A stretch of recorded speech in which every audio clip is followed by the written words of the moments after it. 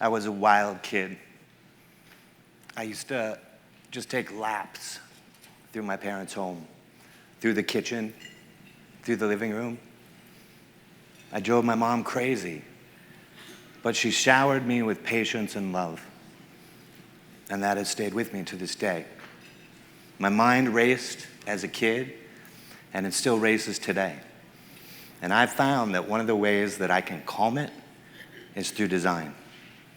And I've spent the last 25 years working with my team and my clients and collaborators on the idea that we can bring this sense of calm and inspiration to other people as they enter the spaces that we create. My dad is an artist, and I have watched him paint his way through his life. He has always painted what is in his heart, what is meaning to him. And that too has stayed with me.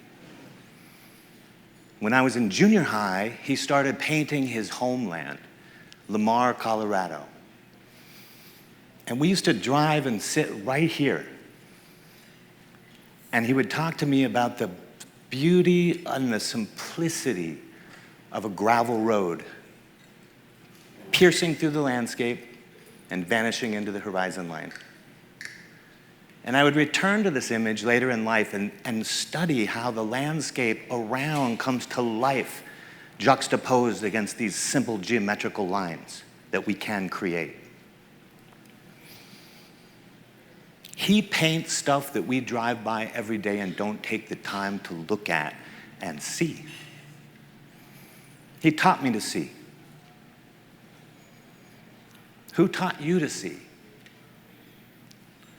Do you take the time to see and to understand what's around you and how that's making you feel? Do you teach people to see? I love to teach people to see.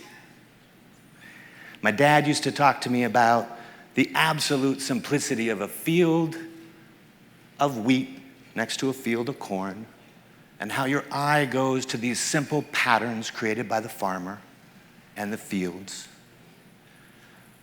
We talked about what I still believe to be the ultimate statement of minimalism: a field of hay with hay bales sitting on it.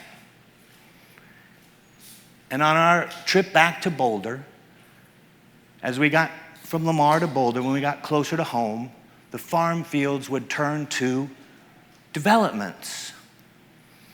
And all heritage of the land was erased. These are mathematical equations developed in an office. They're not communities that were designed by walking the land. And in a sense, they say we're more important than anything that was here before us.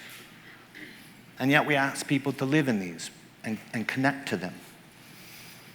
And so the first time I got asked to design a community, I hiked through a cornfield, and I stood right here with my ex-partner, John Stumpf.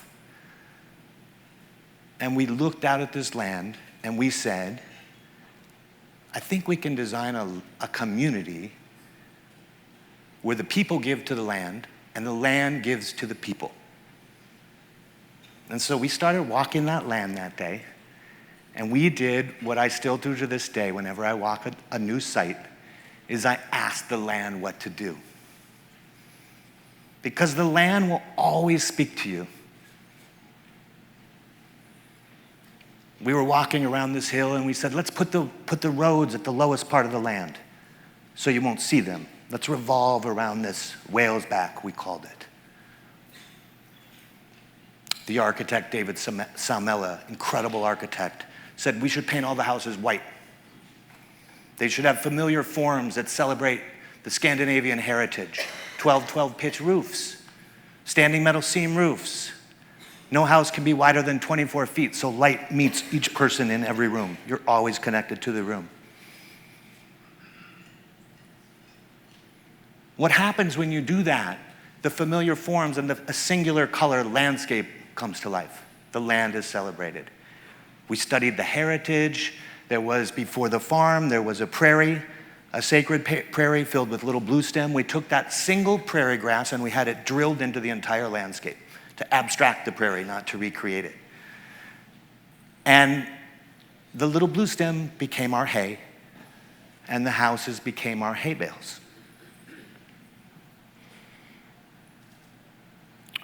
This is my house. We use the spaces in between the garages and the houses to frame views.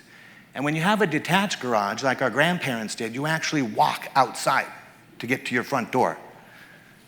You actually breathe the air. You might say hi to your neighbor. You'll definitely notice the stars. And you can celebrate the landscape by positioning these structures in a very respectful way with the surrounding. We experimented with how straight lines piercing through nature is more powerful than trying to pretend like you're nature. Because I promise you, Mother Earth is way too powerful to try to mimic. And when you try to pretend like you're natural, I think we kind of take something from her rather than celebrate her through contrast. So it was so cool about creating this community with values as we all moved in with a shared sense of values. We loved ecology. We loved the environment. We loved the farm. We loved architecture. We loved art. We loved our homes. And it's in those shared values and the individual values of each person there that community is formed. You can take these same ideas into our cities. When we walk down the streets of our cities, we actually crave nature. We love being in cities, but we crave nature. And I believe the most powerful landscapes are ones that abstract nature rather than mimic it.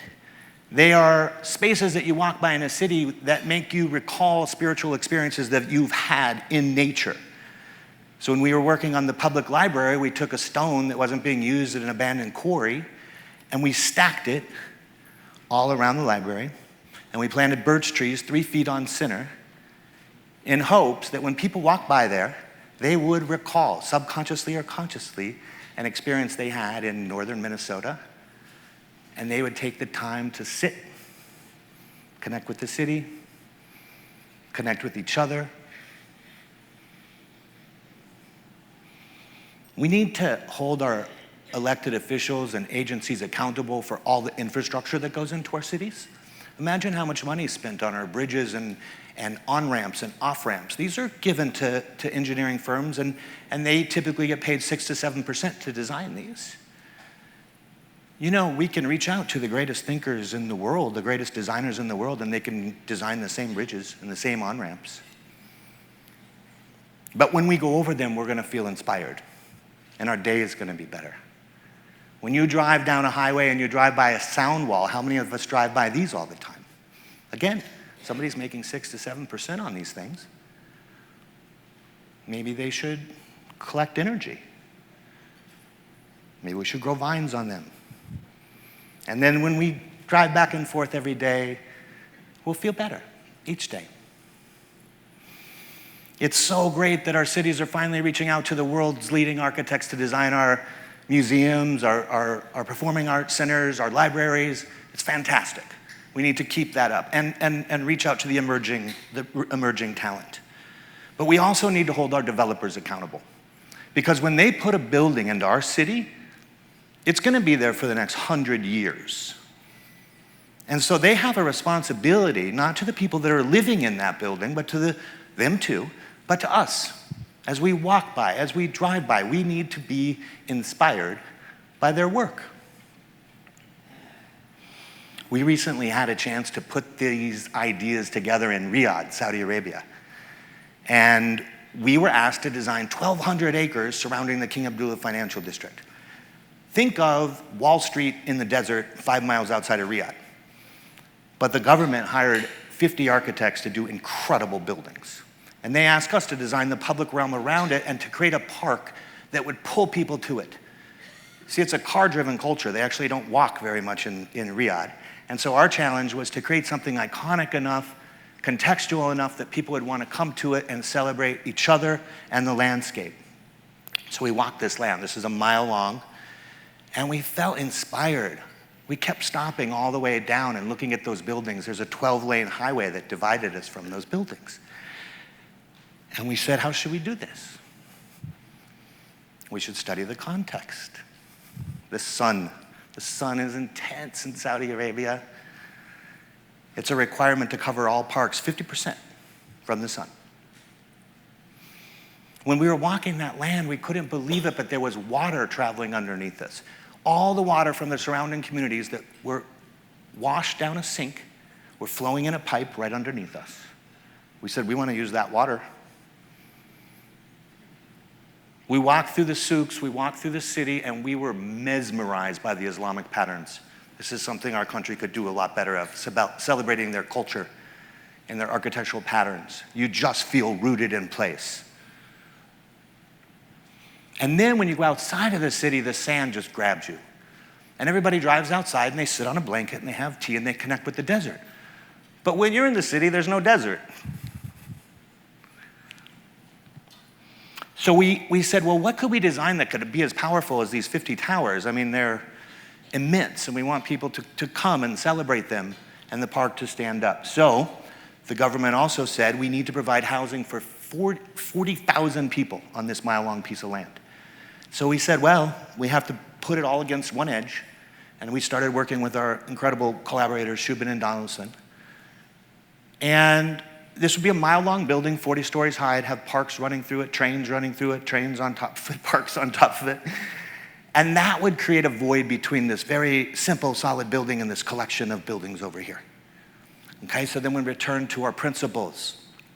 Water.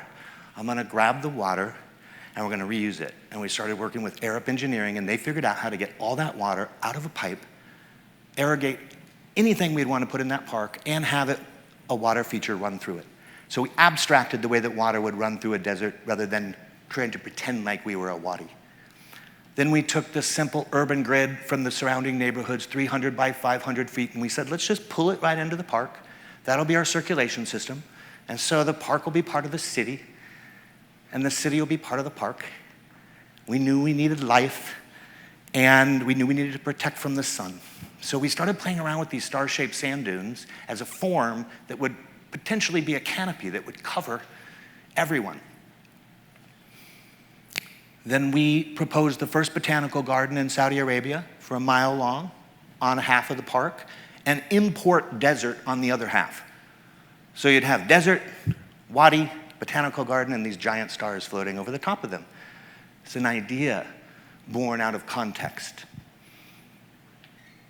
My favorite thing in life, besides love, is when an idea is born. When you come up with a simple idea, and you know it's a powerful idea because everybody around you wants to work on it. So we said, let's start studying these canopies. How big should they be? The architecture team, Shubin and Donaldson, started working on them. The world's greatest structural engineers started working on them. Every meeting had more energy than the last. Everyone was excited. I was actually barely sleeping at the thought of creating these kind of mammoth structures. They start to get very real when they take form, and we decided they'd be made out of bronze, and they would be made out of an Islamic pattern that we all selected, and they would cast shadows onto the ground, and that you would see them from a distance, and you would wonder what they were, and you'd move towards them. You'd walk through the botanical garden, or you'd walk along the wadi and along the desert. They were, in the end, 1,200 feet tall, 1,200 feet wide, 600 feet up and 600 feet down, without a single column. And we started to be able to imagine that as people moved towards these things, they would feel a sense of calm. They would feel inspired. And they would hopefully look at each other and the landscape in a new way. Thank you.